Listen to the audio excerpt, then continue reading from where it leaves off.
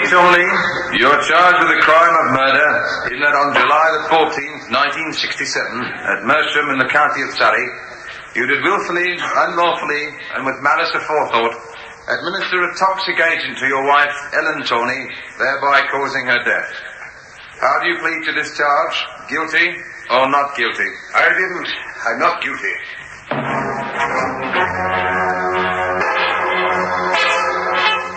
It's time for you to take your place on the jury as Bristol Myers, makers of the Mum range of deodorants, Clairol hair care product, and Ipana toothpaste, invite you to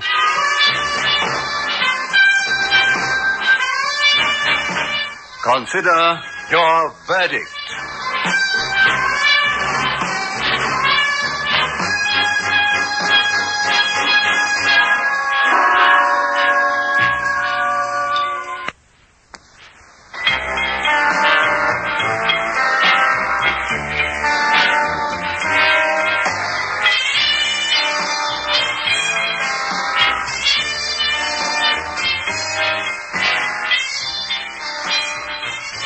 My lord, gentlemen of the jury, it is common cause that Ellen Tourney died of poison.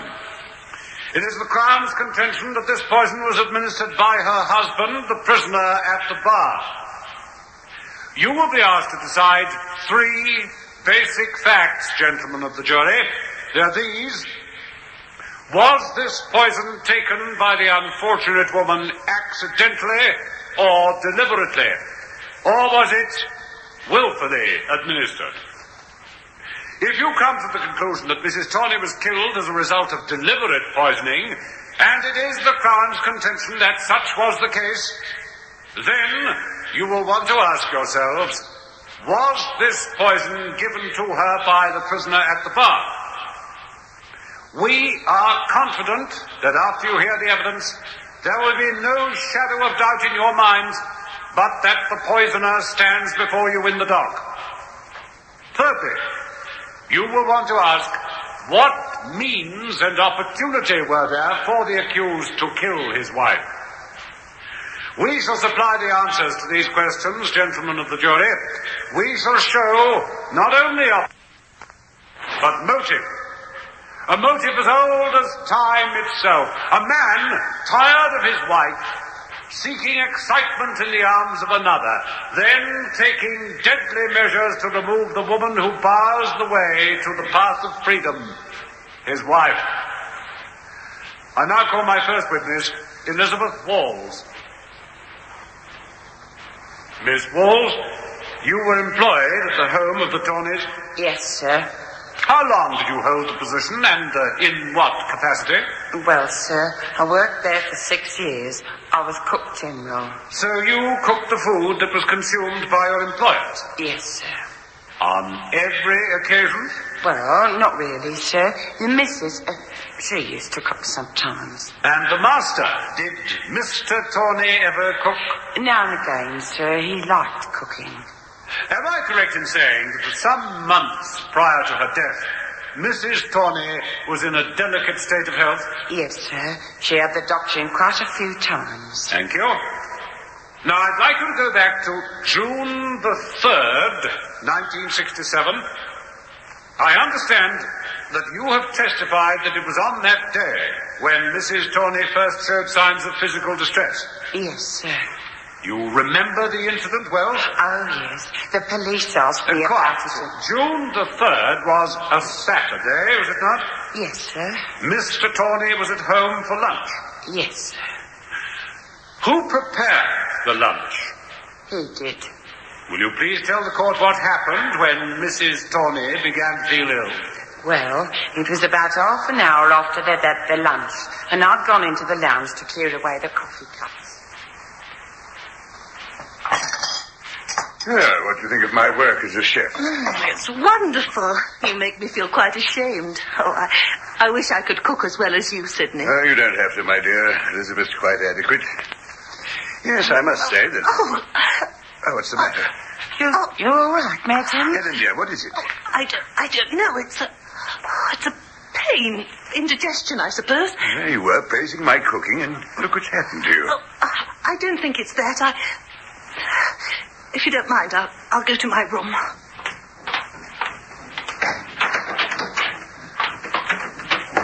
Oh, dear. Madam does look poorly. Shall I send for the doctor? Oh, I don't think it's as serious as all that, Elizabeth. Mrs. Tourney is probably suffering from some slight digestive attack. She'll be all right. And was she all right? Well, somehow she Yes, Miss Walls. never seemed the same. Would you describe Mr. and Mrs. Tourney as a happy couple? Oh, yes, sir. For the first few years I was there, I never seen a better suited couple, honest, I hadn't. Why do you say for the first few years? Did you observe a change in their relationship? Yes. Are you able to tell the court when that change took place? About a year ago, sir. Why are you so reasonably confident that your employer's feelings for his wife changed about that time? Well, you see, sir, Mr. Tourney had gone away. He went to some surveyors' meeting in Scarborough.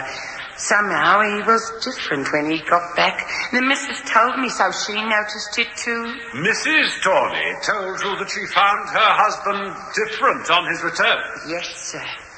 One day I was bringing in the tea tray and I slipped. Nothing was damaged, but the tea was all over the place. Oh, dear, I'm very sorry. Oh, I don't know what's the matter with me. My hands are like butterfingers, I'm sure. Don't stand there gibbering. Tea's dripping all over the carpet. Go make some fresh. There's no great harm done. Nothing's been broken. No great harm done. No great harm done. Look at it. It's enough to... I don't want that filthy tea anyway. It's enough to... I don't want that filthy tea anyway. I'll just wipe this up and then I'll get you a nice fresh cup.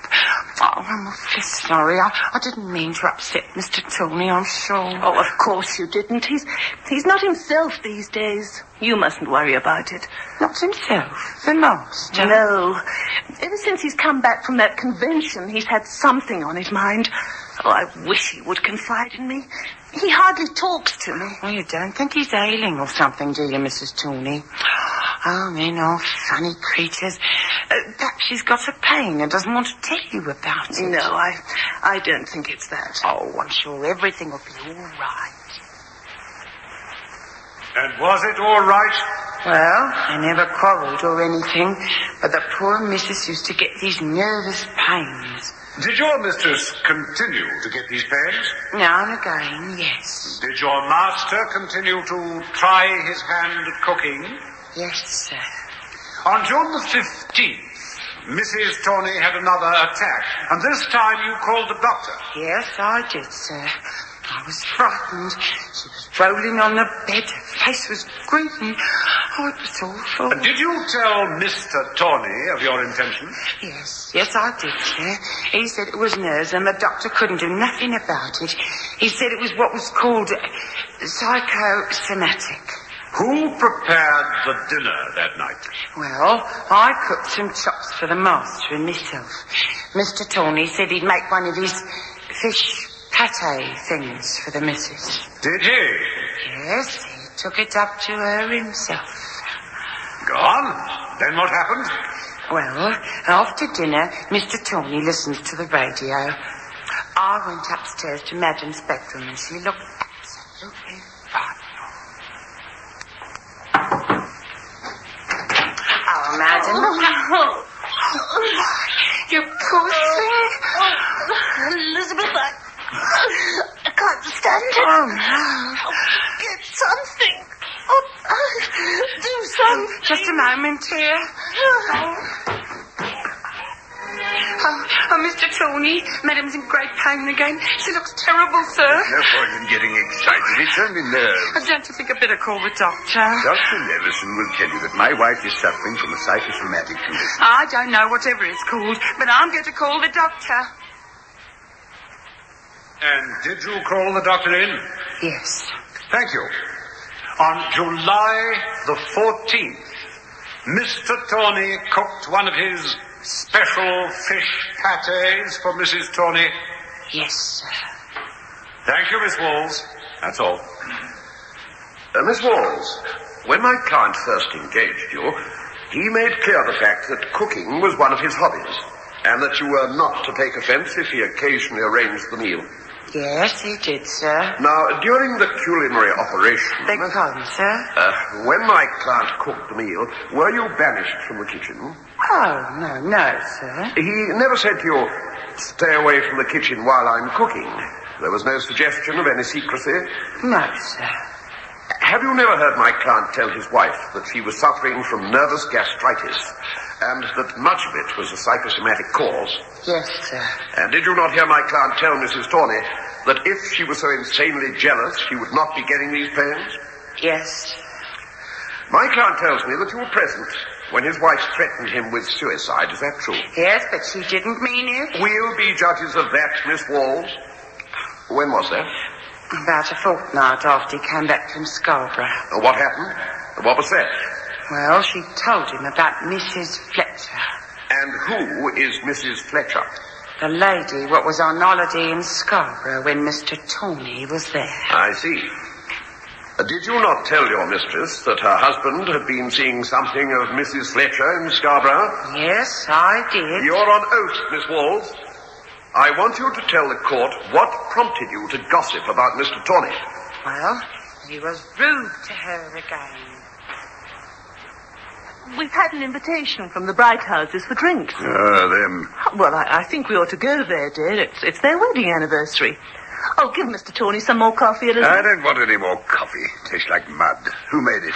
Well, as a matter of fact, I did. I got a special brand and thought we might try it. If you wish to indulge in these silly experiments, be your own guinea Oh, pig. but darling, I only, for goodness sake, stop whining. I'm off. Where are you going? To the north. Oh, where do you think I'm going? What am I going to do, Elizabeth? What am I going to do? Oh, these men, all the same, think they're lords of the earth. Well, where could he go at this time of night? Well, maybe he's gone to see her. Her? Oh, look, madam, I wasn't going to tell you this, but the way he's been acting, he deserves it. Elsie, what works for the Terringtons, was on holiday with her boyfriend in Scarborough.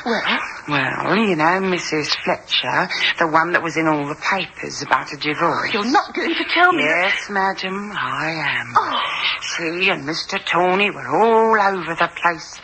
Elsie's sister works at the Royal Splendid Hotel, and what she saw went on, well, I blush to tell you, really I do. Oh, the master's coming back. Can't find my car keys anywhere. You left them on the radiogram. Oh, so I Have you been seeing much of Mrs. Fletcher? did. What do you mean? Was she in Scarborough when you were there? Yes. What of it? What are you trying to ask me? You may as well know the answer is yes. You can't mean that, Sidney. It isn't true. If I thought that if you'd... Oh, I can't even say it. The words are too horrible to utter. Well, what would you do? I'd kill myself. I couldn't live with the shame and the humiliation. You have to discuss this in front of the servant. Get out. Go back to the kitchen. He ordered me back to the kitchen. Mrs. Tourney declared that if she thought her husband was unfaithful to her, she would end her life. Yes. And her husband had confessed to such infidelity in your presence. Yes. Miss Walls, it's evident that you have a strong prejudice against my client. I don't like him, if that's what you mean. Have you ever seen him tampering with the food? No. That is all. I now call Dr. Arnold Levison. Just a moment, Mr. Rothwell. Don't call this witness, usher. It's only 10 minutes to lunch. I think we may as well adjourn.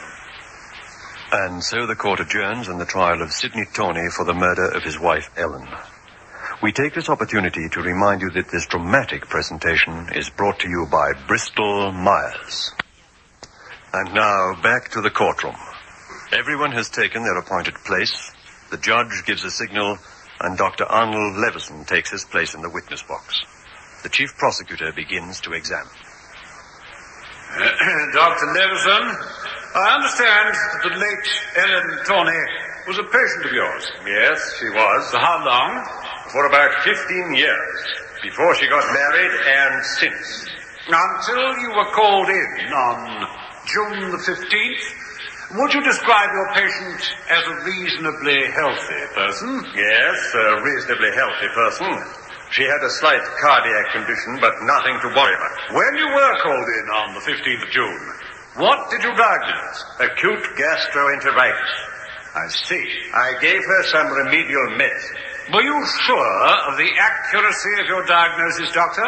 No professional man ever accepts any diagnosis as a certainty. You see, she was in a highly nervous condition. That in itself can induce a gastrointestinal condition. Did you question the food? Yes, but it seemed all pretty harmless. You paid a number of visits? Yes, just as routine checks. I was a little worried about her because she had a slight valvular complaint in the heart. Vomiting and so on would, of course, exaggerate this condition. But you at no time considered there was cause for alarm? Not a bit of it. When did you last see her, before you were called in to the fatal deathbed? I looked in on July the 10th. Did you notice any change in her condition? Yes, the fever had abated, her pulse was more regular, the pains had subsided. I was pleased with her progress. It was something of a shock for you to receive the telephone call on the 14th of July that she was in great agony. Very much so. I could not understand why her condition had deteriorated so rapidly. When I saw her, I concluded that she must have eaten something, some substance to which she had a violent allergy. Did you remain with Mrs. Tourney? Yes, it was pitiful to watch. She was in great pain. I was with her for 3 hours. Her body could not stand the strain of the gastric condition. She died 3 hours later at 10 minutes past 10. You refused to sign a death certificate? Yes. Why? While I was prepared to accept the fact that my client had died from heart failure brought on by gastroenteritis, I was not happy as to the cause of that gastric condition. In other words, Doctor, you felt that she had, wittingly or unwittingly, swallowed some substance which accelerated her death. Yes. The subsequent post-mortem revealed that your suspicions were justified. That is so.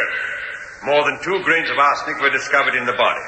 Would 2 grains of arsenic be a fatal quantity? It depends a great deal on the constitution of the person. In view of Mrs. Tourney's cardiac condition, yes. Thank you, Doctor, that's all. Doctor, when you say more than 2 grains, what do you mean by that? 6 grains? 8 grains of arsenic? No, of course not. Why, of course not, Doctor. Yours was a general answer to a specific question, was it not? It is impossible to determine the exact amount of arsenic in the human body. The most a pathologist can hope to do is to ascertain a minimum amount as near a degree of accuracy as possible.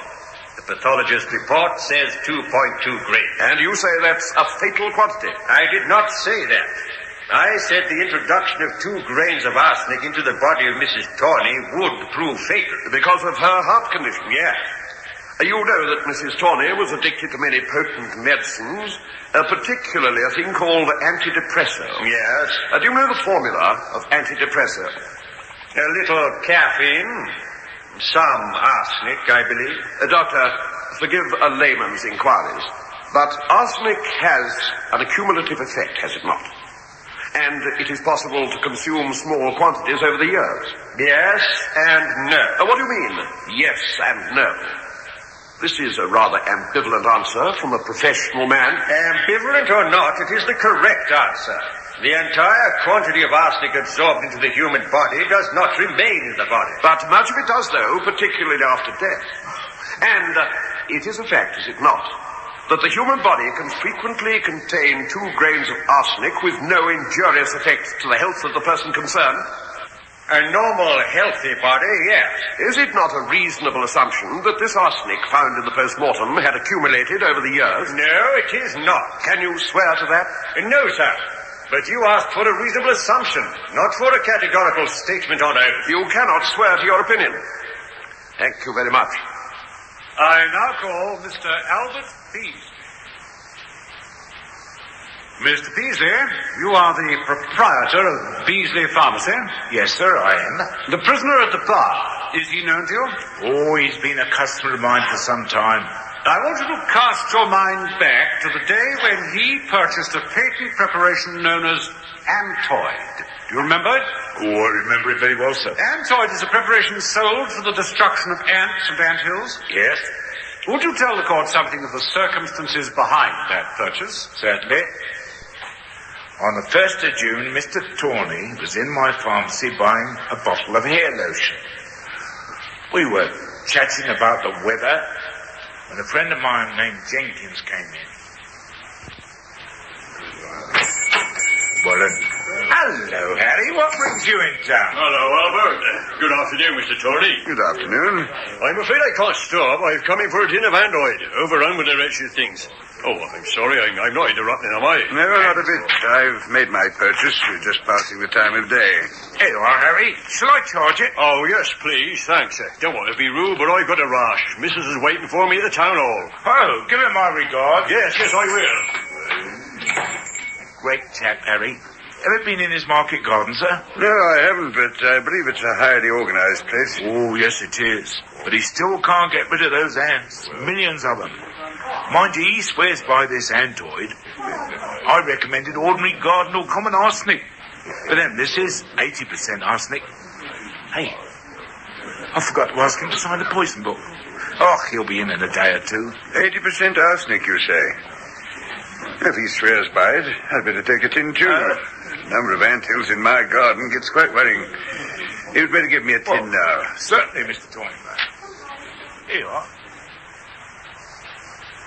I gave him a tin, he signed the poison book, and that was that. Have you ever complained of ants before? Not to me, he never did. Thank you. You know my client has a reasonably sized garden. Yes? Have you? Well, fairly large. Around about the month of June, are you plagued with ants? I am, sir. In fact, this last June was one of the worst years experienced in Mersham. Oh, that's true. And a lot of residents bought ant killers who had not done so before. Yes. So such a purchase by Tourney was neither sinister nor indicative in your mind? Oh, it wasn't then, and it isn't now. Thank you, Mr. Beasley. No more questions. I now call Inspector Ernest Crawley. Inspector Crawley, as a result of the post-mortem, you sent for the accused. Yes, I did. And he made a statement. Yes?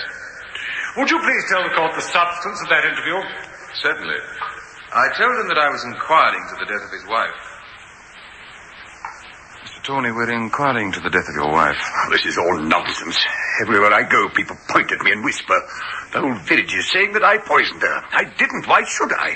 One motive might be that you wanted to marry Mrs. Fletcher. Oh, this is nonsense. Mrs. Fletcher's a woman to spend time with. She's pleasant.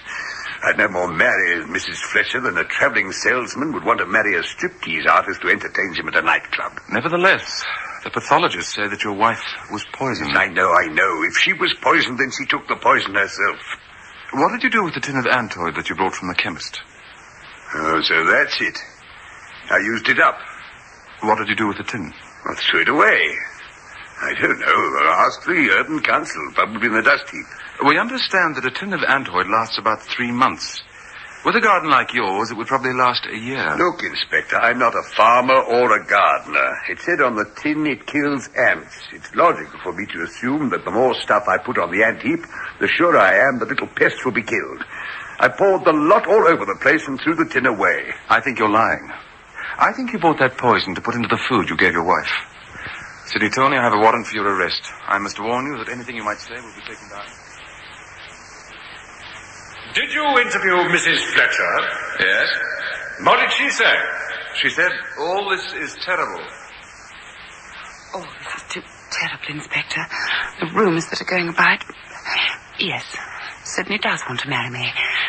Now that his wife is no more, we shall get married. After a decent interval of time, of course. She said that, did she? Yes, she did. Thank you, Inspector. That's all. Inspector, are you a medical expert? No, of course not. Therefore, you yourself don't really know how Mrs. Tourney died, do you? Well, the pathologist said she died of poisoning. Let me correct you. The pathologist merely states the results of his analysis. The analysis of the body showed that there was 2.2 grains of arsenic. Now, do you think 2.2 grains could kill a person? I don't know. You don't know. Yet according to your evidence, you said, and I quote, the pathologists say that your wife was poisoned. Yes, that's true. I did not say that she died as a result of poisoning. She was poisoned. Have you examined the cooking utensils, the dishes, the kitchen? Have you endeavored to find any trace of antibiotic? No, it would be a waste of time. Obviously, they would all have been washed. You mean my client would have washed away evidence of his crime? Yes, I do mean that. Can you be serious, Inspector? A man like my client getting on his hands and knees, washing the kitchen floor, or putting an apron around his waist to scour the dishes in full view of the cook general? The cook general wouldn't know anything about it. Not know anything about it?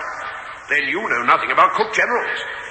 Would you accept my word for it that I had occasion to use some rat poison? The label said use sparingly, and in my exasperation I used the entire container. Would you accept that? If you say so, yes, sir. Then why not my client's word? Because of other circumstances. It would seem that the Crown points to my client's relationship with Mrs. Fletcher as motive for killing his wife. Have you found any written evidence that he intended to marry her? We have a word for it. Oh, come, Inspector. You're a man of the world. Have you not heard men seeking ladies' favours and succeeding in getting them by false promises? That is all. That closes the case for the Crown, my lord. Well, you have heard all the relevant facts. Now we ask you to consider your verdict. Would you say that the accused Sidney Tourney was guilty or not guilty of the murder of his wife, Ellen Tourney? In a moment or two, we shall give you the verdict recorded in the actual trial upon which this dramatic presentation is based. First A. What was your verdict? Did you find Sidney Tourney guilty or not guilty of the murder of his wife, Ellen Tourney? In the actual trial upon which this dramatic presentation is based, the jury returned a verdict of guilty.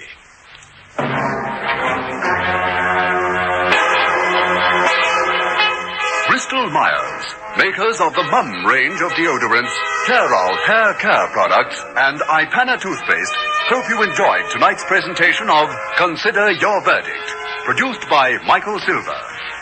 On Friday evening at 8:30, you're invited to listen to Medical File, another great dramatic series also brought to you by Bristol Myers. So goodbye until next Tuesday, when it will be time once again to take your place on the jury of Consider Your Verdict.